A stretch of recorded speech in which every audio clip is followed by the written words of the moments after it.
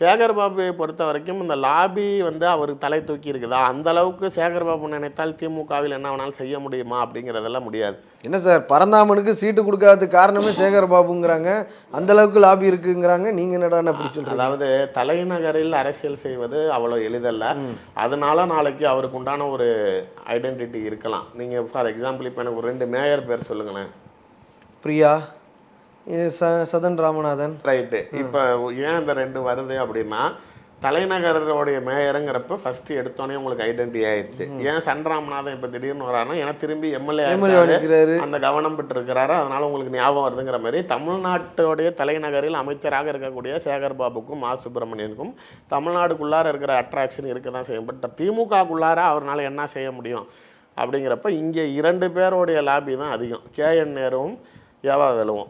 இவங்க அந்த தொகுதி பங்கீட்டு குழுவில் இருக்கிறதாக இருக்கட்டும், அறிவாலயத்துக்குள்ளாரையே இவர்களை மீறி நாளைக்கு அதாவது முதலமைச்சரே ஏதாவது செய்யணும்னு நினச்சா கூட நாளைக்கு ஆனால் இவங்களால அவங்கள கன்வின்ஸ் பண்ணி இவங்களுக்கு தேவையான இழுப்புக்கு இழுக்க முடியும்.